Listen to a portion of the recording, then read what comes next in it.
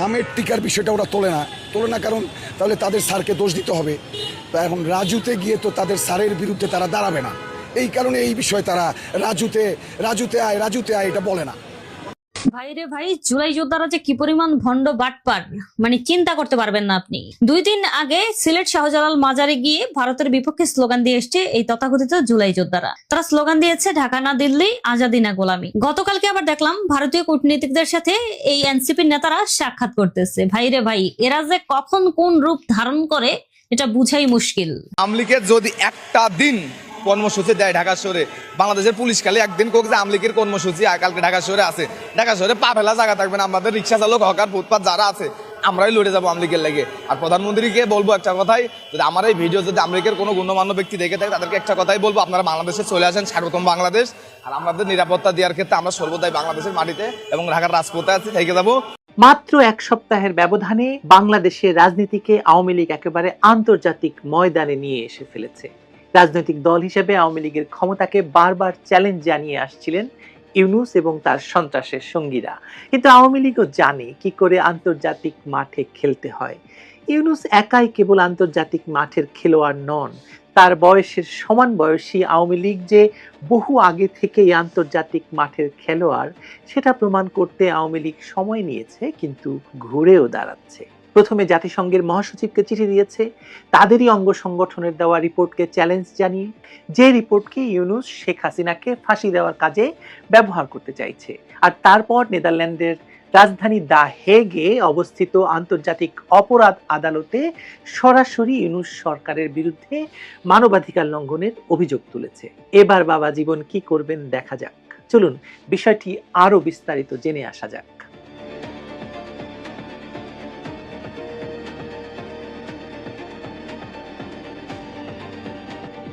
বাংলাদেশের রাজনীতিতে এমন কিছু মুহূর্ত আসে যা শুধু অভ্যন্তরীণ ক্ষমতার লড়াই নয়, রাষ্ট্রের চরিত্র এবং আন্তর্জাতিক অবস্থানও পাল্টে দেয়। আওয়ামী লীগের আন্তর্জাতিক অপরাধ আদালতে যাওয়া ঠিক সেরকম একটি মুহূর্ত।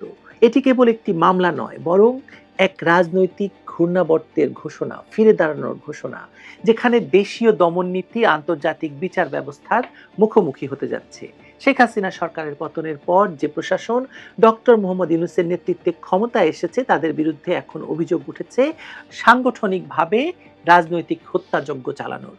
এই অভিযোগ শুধু একটি দলের অভিযোগ নয়, এটি সেই দীর্ঘ প্রতিশোধ রাজনীতির চূড়ান্ত পরিণতি যা বাংলাদেশের ইতিহাসে বারবার দেখা গেছে। শেখ হাসিনাকে সরানোর পর যা ঘটেছে বাংলাদেশে, তাকে অন্তর্বর্তী সরকার বলা হলেও বাস্তবে এটি যে একটি নতুন রাজনৈতিক বন্দোবস্ত, যারা নিজেদেরকে সংস্কারক হিসেবে দেখাতে চেয়েছিল, কিন্তু ক্ষমতায় বসেই তারা প্রতিশোধের আগুনে নিজেদেরকে পুড়িয়েছে এবং আওয়ামী লীগকে পুড়িয়ে ভস্ম করতে চেয়েছে। আওয়ামী লীগের হাজারো নেতাকর্মী রাতারাতি নিখোঁজ হয়ে গেছে, গ্রেপ্তার বা লাশ হয়ে ফিরেছে। বাংলাদেশের নদীগুলোতে হাজার হাজার লাশ ভাসছে, নিরপরাধ লাশ, এবং তাদের কোনো অপরাধ কি ছিল না তা জানা যায় না, কিন্তু তারা লাশ হয়ে বাংলাদেশের নদীগুলোতে ভাসছে। প্রশাসন বলছে তারা অপরাধী এবং সহিংস আন্দোলনকারীদের দমন করছে, কিন্তু প্রত্যক্ষদর্শী স্থানীয় সংবাদ মাধ্যম এবং মানবাধিকার সংগঠনগুলো নানা প্রতিবেদন উঠে এসেছে ভিন্ন চিত্র। সেখানে গ্রেপ্তার হওয়া লোকেরা জীবিত ফিরছেন না, থানায় বা অজানা স্থানে তাদের মৃত্যু হচ্ছে, পরে সেটিকে আত্মহত্যা বা স্বাভাবিক মৃত্যু বলে চালানো হচ্ছে বা অপমৃত্যু হিসেবে চালানো হচ্ছে। এই সময়েই শুরু হয়েছে operation devil hunt. Doctor Yunus এই আওয়ামী লীগকে দমনের জন্যই শুরু করেছিল অপারেশন ডেভিল হান্ট। ঘোষিত লক্ষ্য ছিল আইন শৃঙ্খলা পুনঃপ্রতিষ্ঠা, কিন্তু বাস্তবে এটি ছিল একতরফা রাজনৈতিক অভিযান। আওয়ামী লীগের অভিযোগ অনুযায়ী মাত্র 12 দিনের এই অভিযানে প্রায় 18,000 মানুষকে গ্রেপ্তার করা হয়, যাদের অনেকের বিরুদ্ধে কোনো অভিযোগই ছিল না। গ্রামীণ পর্যায়ের সংগঠন ভেঙে ফেলা, পরিবারের উপর চাপ সৃষ্টি আর দলীয় কর্মীদের টার্গেট করে হত্যা, সব মিলিয়ে এই অপারেশন ডেভিল হান্ট ছিল আওয়ামী লীগ নির্মূলের অভিযান, অথবা অপারেশন আওয়ামী লীগ হান্ট। এই অভিযোগই এখন আন্তর্জাতিক অপরাধ আদালতের বা আইসিসির টেবিলে পৌঁছে গেছে। আওয়ামী লীগের পক্ষে লন্ডনের ডাউটি স্ট্রিট চেম্বারের বিশিষ্ট আইনজীবী স্টিভেন পাউলস কেসি রোম সংবিধির 15 নম্বর অনুচ্ছেদ অনুযায়ী একটি আনুষ্ঠানিক অভিযোগপত্র দাখিল করেছেন এই আদালতে।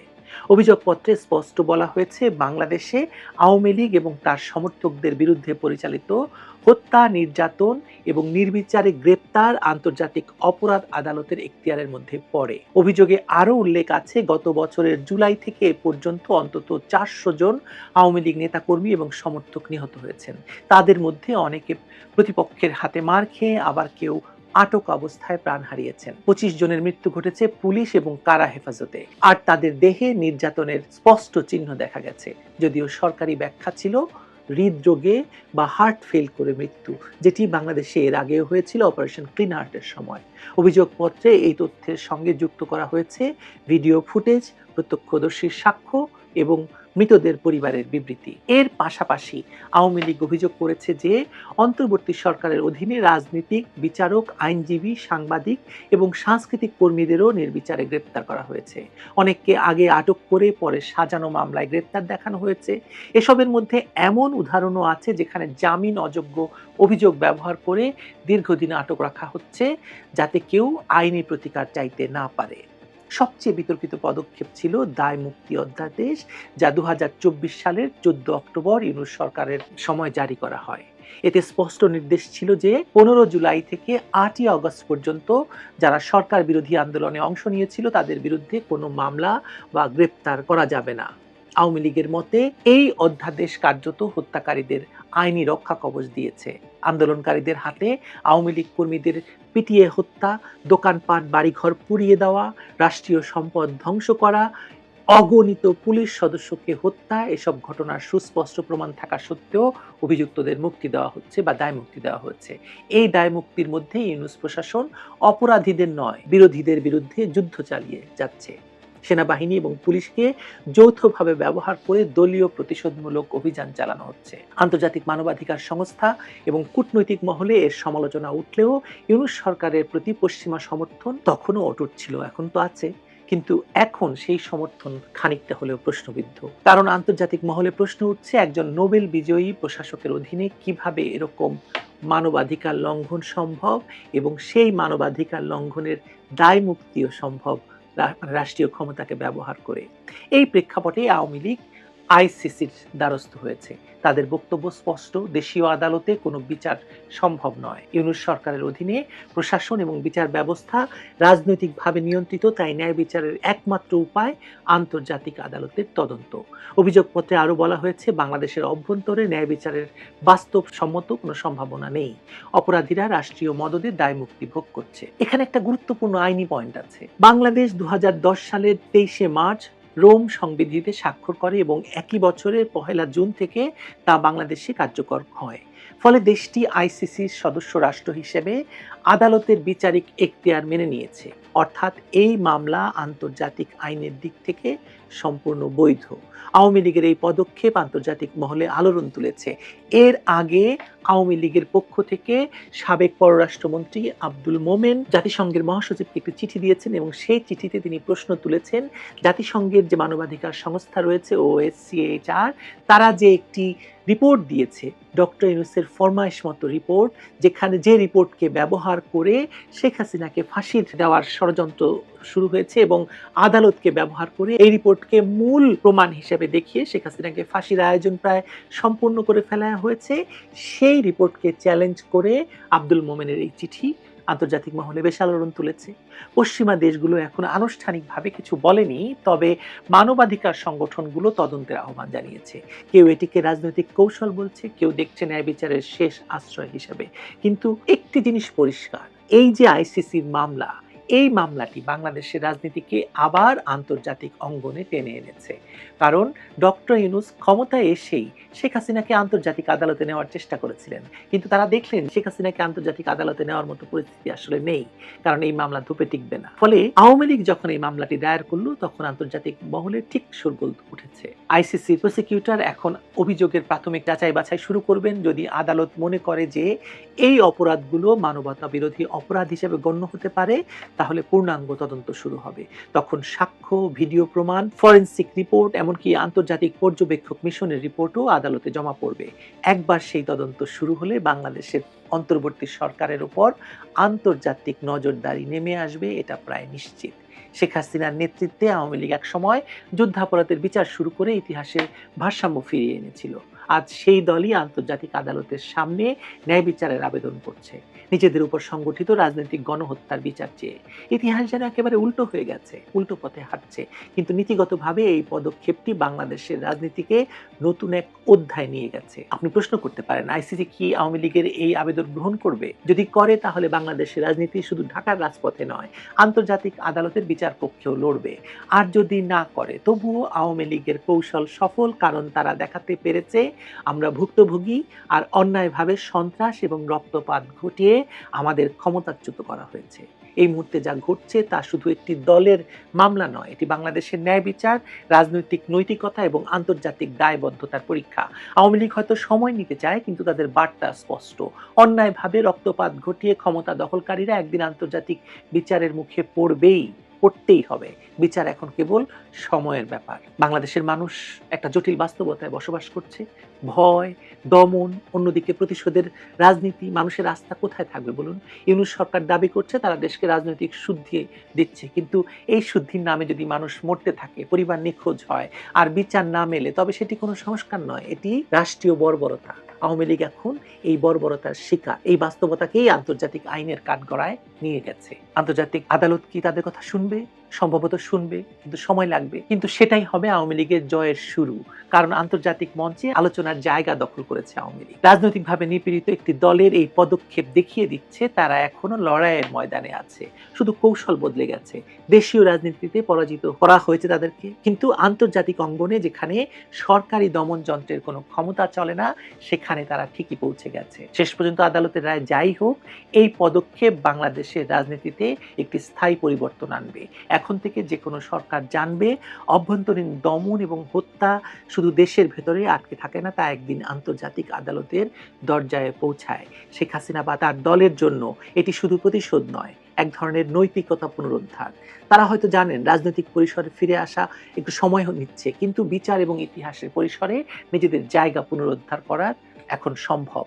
এই কারণেই আমি আসলে বলছি যে আওয়ামী লীগের আন্তর্জাতিক খেলা শুরু হয়ে গেছে। এখন শুধু সময়ের অপেক্ষা, কখন আন্তর্জাতিক আদালত সেই খেলায় প্রবেশ করে এবং ঘোষণা দেয় অন্যায়ভাবে রক্তপাত ঘটিয়ে ক্ষমতা দখলকারীরা একদিন তাদের অপরাধের হিসাব দিতে বাধ্য হবে। কত নেছো, কবে দেবা, কবে যাবা। আওয়ামী লীগের খেলা ভয়ঙ্কর।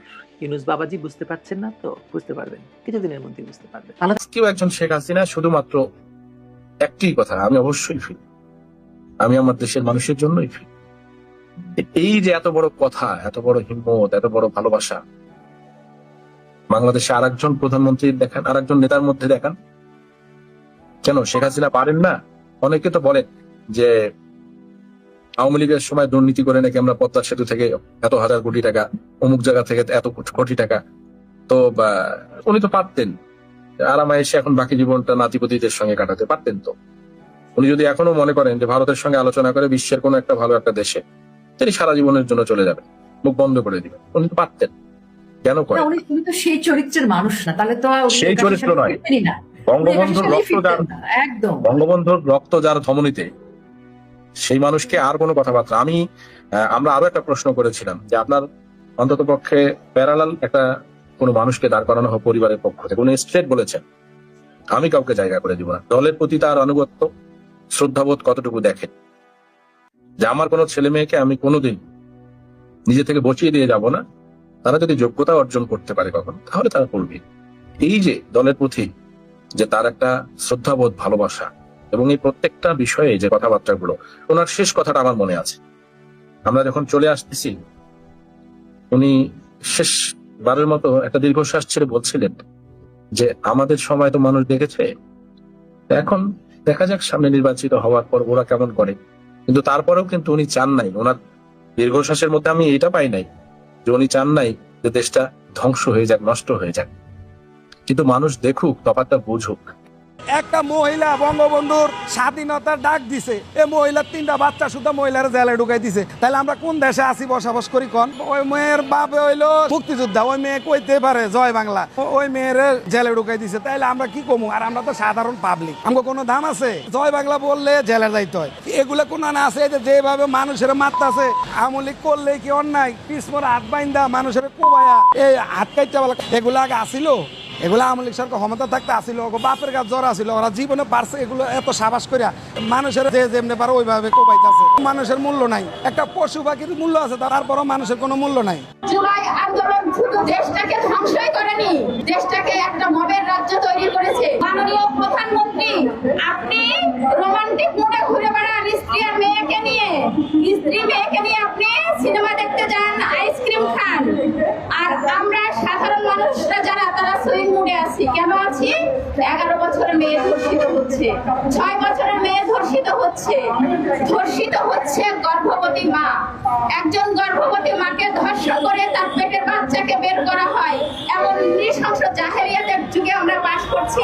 এই মুহূর্তে আজকের এই সমাবেশে দাঁড়িয়ে আমার বলছি নির্দ্বিধায়, এই বাংলাদেশে আজকের এই দৃশ্য দেখে সত্যি লজ্জিত, সত্যি দুঃখিত যে এমন একটা নিকৃষ্ট জনগণের মাঝে আমাদের মতো নারীদের জন্ম হয়েছে, যারা একজন গর্ভবতী মাকেও ছাড়ে না। এমন নিকৃষ্ট মনের মানুষ যে দেশে বাস করে, সেই দেশের নাগরিক আমরা। এটা বাইরের দেশে কতটা ভাবমূর্তি নষ্ট করে সেটা বিষয়। জুলাই আন্দোলন শুধু দেশটাকে ধ্বংসই করেনি, দেশটাকে একটা মবের রাজ্য তৈরি করেছে। মবের মানুষ যে শুধু যে বাইরে তা না, বাস্তবতার বাইরেও সামাজিক যোগাযোগ মাধ্যমে আমরা যারা নারী আছি, নারীরা যারা প্রতিবাদ করে তাদেরকেও সোশ্যাল মিডিয়ায় মব করা হয় নোংরা ভাষায় কথা বলে। যারা নোংরা ভাষায় কথা বলে, প্রতিবাদ করলে যারা পতিতা দলগিয়ার কথা বলেন, তারাই এই ধর্ষক, তারা ধর্ষকদের প্রমোট করে। বাংলাদেশের নারীদের নিরাপত্তাহীনতার কারণে তারাই সবচেয়ে বেশি। আমি তো দেখো শেখ হাসিনার বিরুদ্ধে আন্দোলন করেছি, ফ্যাসিস্ট বলেছি, অনেক কিছু বলেছি, সুপ্রিম কোর্টকে আওয়ামী লীগের কোর্ট বলেছি, কিন্তু তারপরে যা দেখলাম, আমি পাবলিকলি বলেছি, চ্যানেলে বলেছি, ন্যাশনাল টিভিতে বলেছি যে আমি আর শেখ হাসিনাকে ফ্যাসিস্ট বলবো না, বিকজ আমি বড় ফ্যাসিস্ট দেখেছি। শেখ হাসিনাকে আমি বলেছি যে যত কথাই হোক, শি ইজ এ ন্যাশনালিস্ট। ওর সে যে ধরনের ডেভেলপমেন্ট টুরি বাদ দিয়ে দাও, কিন্তু সে জনগণের জন্য যে ধরনের কাজ করেছে, 17টার মতন তার সোশ্যাল যে নেটওয়ার্কের কাজ ছিল, এই ভাতা সেই ভাতা প্রায় 17টা ছিল। এই 17টা ভাতা যেটা ছিল, এইগুলি জনগণকে একদম নিচ পর্যন্ত হেল্প করেছে। তো এই কারণে আমি বলেছি।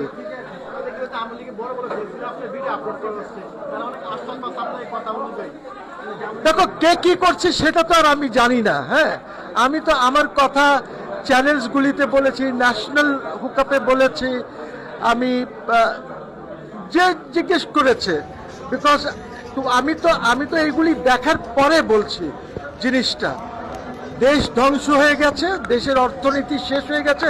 আমি আর একটা কথা বলেছি যে শেখ হাসিনার একটি ইয়ে ছিল যে টাকা না থাকলেও সে টাকা জোগাড় করে কাজ করে ফেলতে পারত, যেটা নাই এখন। তবে আমি এই সরকারের বিরুদ্ধে কোনো কথা বলি নাই, বলতে চাই না, যেহেতু এই সরকার ইলেকটেড সরকার, 2/3 মেজরিটি আছে, কিন্তু ওনাদের কাছে কোনো টিম নাই। এই টিমের অভাবে ওনারা কত সাকসেসফুল হবেন, দেশকে এই অর্থনৈতিক মন্দার থেকে কিভাবে বের করবেন, আমার সামনে আমি খুব ভালো কিছু দেখছি না। তবে আমি দোয়া করি যেন এই সরকার সাকসেসফুল হয়, আর যদি না হয় তাহলে দেশের ক্ষতি হয়ে যাবে। আমি ব্যক্তিগতভাবে আমি তো আন্দোলনেই আছি। আমি তো শেখ হাসিনা, বিএনপি বা এইগুলি না, আমি তো বাংলাদেশের আন্দোলনে আছি, বাংলাদেশকে এগিয়ে নিয়ে যেতে চাই। সেটা তো আমি জানি না, আমি তো আমার কথা বলেছি, বাংলাদেশের জন্য বলেছি। ধন্যবাদ। মাজার বাংশের তারা যারা আজকে 11 বছরের মেয়েদেরকে প্রেগনেন্ট বানাই দিছে, মাজার বাংশের তারা যারা ছেলে বাবুদেরকে ধর্ষণ করতেছে, বলৎকার করতেছে, মাজার বাংশের তারা যারা জামাত শিবির, অলরেডি এটা বলেও ফেলছি, জামাত শিবিররা মাজার বাংশে, এবং কি এখন আইনের মধ্যে আমরা যে করতেছি, প্রতিবাদ করতেছি, আইন তাদেরকে খুঁজতেছে সমাধানের জন্য, তারা এখন স্বীকার করে না। জামাত শিবির বলে ওহাবি ভাঙছে, ওহাবি বলে বিএনপি ভাঙছে, তারা স্বীকারও করে না। তারা ভাঙছে কারণ তাদের কাছে যথেষ্ট পরিমাণ আমাদের কাছে প্রমাণ আছে। জামাতের উপরে অভিযোগটা কেন? জামাত কেন মাজার ভাঙবে? জামাতের উপরে অভিযোগ আসার কারণ হচ্ছে তারা অলরেডি অনেকবার, একমাত্র অভিযোগের কারণ হচ্ছে জামাতের যে ছেলেপেলেগুলা মাজার যে ভাঙছে, এগুলো তো ভিডিও ফুটেজ আছে না, ফুটেজের মধ্যে দেখা গেছে এগুলো যে জামাত শিবিরের দলের লোক। মাজার ভেঙে জামাত শিবির আসলে কি প্রতিষ্ঠা করতে চায় বলে মনে হয়? মাজার ভেঙে জামাত শিবিরের ওহাবিদের তাদের ধারণা হচ্ছে গিয়া প্রত্যেকটা নারীদেরকে হাত মোজা পা মোজা পরাবে, নারীদেরকে ঘরে বন্দি করে রাখবে, এবং কি তাদের যখন মন চাইবে তখন তারা যে কোনো ঘরের নারীকে নিয়ে ধরে ধর্ষণ করবে। তাদের উদ্দেশ্য এটা জামাত শিবিরের উদ্দেশ্য। তারা মেয়েদেরকে ঘরবন্দি করবে আর তাদের ব্যক্তিগতভাবে তারা মেয়েদেরকে ইউজ করবে, মেয়েদের কোনো ব্যক্তিত্ব স্বাধীনতা রাখবে না, নারীদেরকে মূল্যায়ন করবে না তারা, এটা হচ্ছে তাদের উদ্দেশ্য।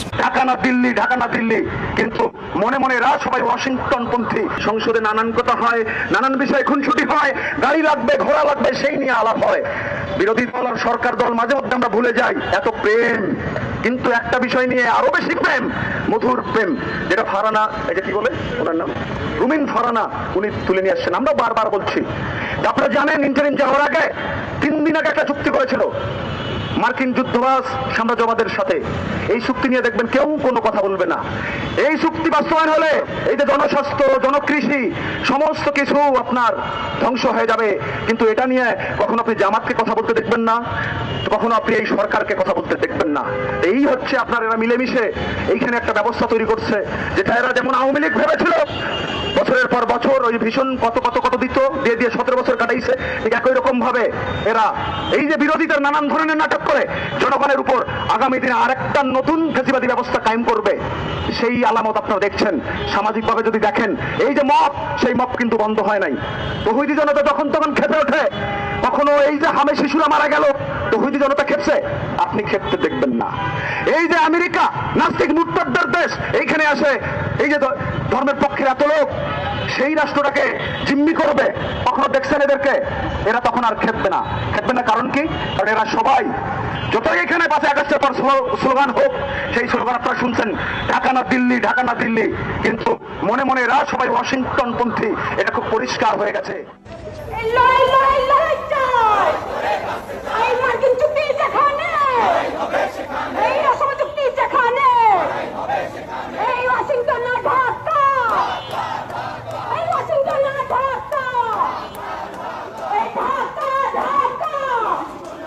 এই যে পিনাকি আর এই যে ইলিয়াস, এই মাদাচুতেরা পাকিস্তানের টাকা খায়া আর ইউটিউব চ্যানেল চালু করে ওরা হেনে ভাইয়া বিয়ে কামাই করে টাকা খায়, আর আমগো দেশটারে নিয়ে এই ষড়যন্ত্র করে। বিভিন্ন রাষ্ট্রের মানুষের কাছে আমি সহযোগিতা চাই, বাংলাদেশে পাঠায় দেয়, তারপরে এই খানকির বলা উচিত শিক্ষা দেওয়ার দরকার। কি দেখে আজকে জানেন আওয়ামী লীগ বিএনপি একদল যাইবে, একদল আইব, এটা নিয়ম 54 বছর, এটাই নিয়ম হয়েছে। বিএনপি যাইব, আওয়ামী লীগ আইব, আওয়ামী লীগ যাইব, বিএনপি আইব, এরা 2 পার্টি বিরোধী দল, আর কোন দল না। জামাত হয়েছে পাকিস্তানের পক্ষে ছিল, তাই এই পিনাকি আর এই ইলিয়াস পাকিস্তানের হইয়া এই দেশের এই যে যুবক পোলাপান 2005 সালে যেই পোলাপান হয়েছে, এরা তো ইতিহাস জানে না, স্বাধীনতার সম্পর্কে জানে না। এগারে এক এক সময় এক এক ষড়যন্ত্র মিথ্যা উস্কানো দিয়া বিয়ে কামানোর লেগা এমনি বিয়ে কামায়, আবার পাকিস্তানের থেকে টাকাও খায়, জামাতের থেকে অনেক ডলার পায়। এই পিনাকি আর এই ভুট্টা চালে আমাকে দেশটারে ধ্বংস করছে। পোলাপানের দোষ নাই, পোলাপানের মিথ্যা ষড়যন্ত্রের ভিতর পোলাপানের হালাইছে। এই বাংলার মানুষের এই সুয়ারে বাচ্চাকে শিক্ষা দেয়, জনম শিক্ষাতে করা তো জীবনে আইতে পারবো না। এই মেজর ডালিমের মতন এই বাংলাদেশের জমিনের জীবনে পাড়া দিতে পারবো না, ওরা 2 জন কোনোদিন পারবো না, আইতেও পারবে না। আইলা মানুষ মাইটা লাগবে কি জায়গা কই 5 আগস্টের যত গ্যাঞ্জাম আছে, এই পিনাকি আর এই ইলিয়াস এই দেশ নিয়ে ষড়যন্ত্র করে। আর মাঝখান থেকে আমাকে জনগণের ভাত পায় না, জনগণের ইনকাম নাইকা, বেকার হয়ে বয়ে রয়েছে, রাস্তায় বয়ে রয়েছে। এই সুয়ারে বাচ্চারা কি বিদেশে থেকে টাকা দেয় জনগণের খাইতে? এই সুয়ারে বাচ্চারা এই দেশ নিয়ে কেন ষড়যন্ত্র করে? এই পুরো 18 কোটি মানুষ এই সুয়ারে বাচ্চা করে, সুয়ারে বাচ্চা করে জানি না আইতে দেয়। এই দেশে যেই দেশে থাকে এই 2টা, এই দেশে আন্তর্জাতিক আদালতে মামলা করে এই 2টারে আনুক, আইনা এই দেশের মাটিতে বিচার করুক। এই সুয়ারে বাচ্চা 2টাই 5 আগস্টের পরে এই দেশটারে ধ্বংস করে হালাইল, ষড়যন্ত্র করে পাকিস্তানে অগরীরা ষড়যন্ত্র করে। এক এক সময় এক এক কথা কয়, এক এক সময় এক এক কথা কয়, এক এক সময় এক এক কথা কয়, এক এক সময় এক কথা কয়। জয় বাংলা, এটাই আমার সবচেয়ে বড় শক্তি। ও সংসদের চেহারা দেখলে তো ঘুম কান খাওয়া হারাম হয়ে যায়। আমি দিক জানাই সরকারকে, তোমরা ব্যর্থ প্রথমেই আমার শিশুদের রক্ষা করতে। ভয় পান কেন? শিকার ভাই কিছু বলবে না, ওই ডেমোক্রেটিক রাইট আছে আপনাদের। আমার চোখের সামনে আমার নাতিন পুতিন, পুতিন শব্দ বুঝেন? আমি চাঁদপুরের লোক, নাতিনের ঘরে যে জন্ম নেয় পুতিন, আমার পুতিনও আছে। আমি ওদের মৃত্যু দেখার জন্য হাম, আমরা ছোটবেলার থেকে আমার বাংলায় হাম হতে দেখেছি। শিকার ভাই ডাক্তার মানুষ বিস্তারিত বলেছেন, হামে মানুষ মরে না। গ্রামের ওঝারা তখন বাঁচাতো, এত ডাক্তার ছিল না। কিন্তু আমার বাংলাদেশে হাজার হাজার কোটি টাকা আমরা স্বাস্থ্য বিভাগকে, স্বাস্থ্য মন্ত্রণালয়কে দেই। আমার এই বিজ্ঞ ডাক্তার সাহেবরা এই হাসপাতালের চিকিৎসা ব্যবস্থা কি করতেছে? আমি দিক জানাই সরকারকে, তোমরা ব্যর্থ প্রথমেই আমার শিশুদের রক্ষা করতে।